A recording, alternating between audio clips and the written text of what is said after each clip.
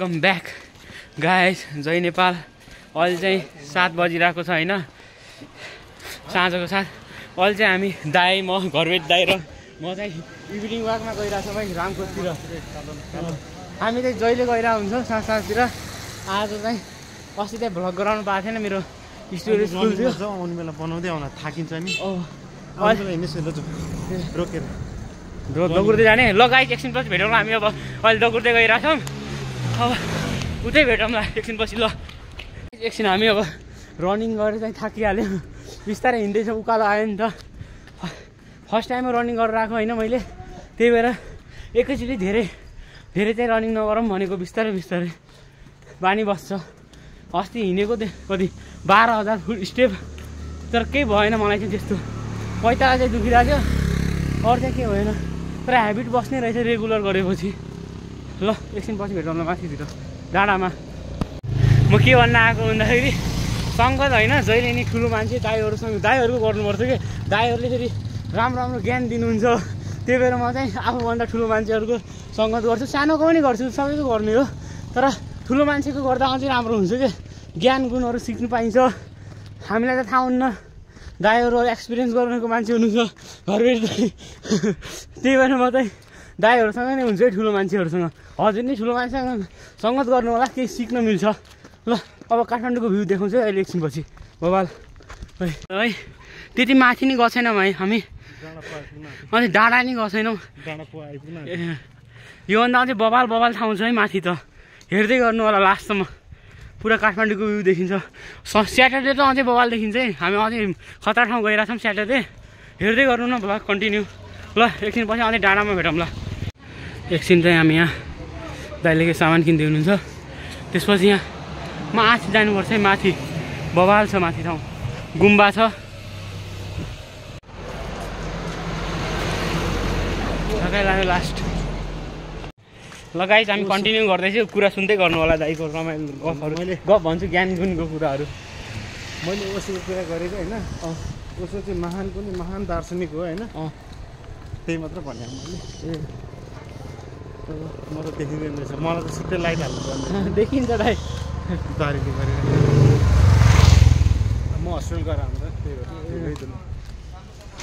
ल हाम्रो त कन्टिन्यू चलिरहेछ।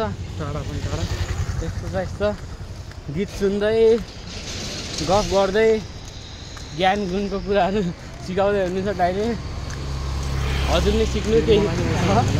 हजुर मलाई नि उसो साँच्चै सुनेको थिएन उसोको। छैन मैले सुनेर। त्यो नसुनेको मान्छे प्रायः 1% नि छैन होला जस्तो लाग्छ। खै मैले सुन्न त सुने होला होइन, तर मलाई थाहा भएन को हो। खै लगाउनु त, खै मैले सुन्न त सुने होला, तर नामभरि थाहा भएन है। फोटो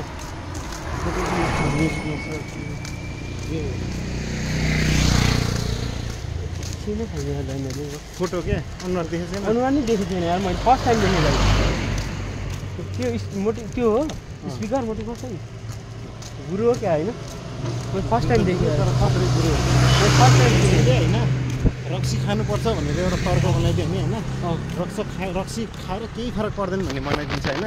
तर अर्कोमा रक्सी खानु हुँदैन भने नि, रक्सी जस्तो खत्तम चिज यो संसारमा केही छैन, यो कुरा खानै हुँदैन भने। जुन कुरा नि राइट बनाइ दुईटै तर्कलाई तिमीले होइन भन्नै सक्दैनौ कि? भन्नै नसकिने। भन्नै नसकिने। सुन्नु होला है, त्यो के गरे ओसी दाइ, ओसो गुरुको। म नि त्यही सुन्दैछु अहिले।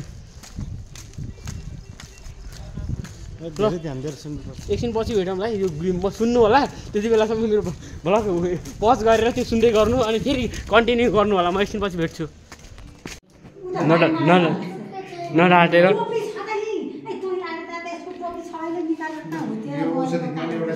यही बस्ने आज, भोलि बिहान आउँछु बिहान नै। ल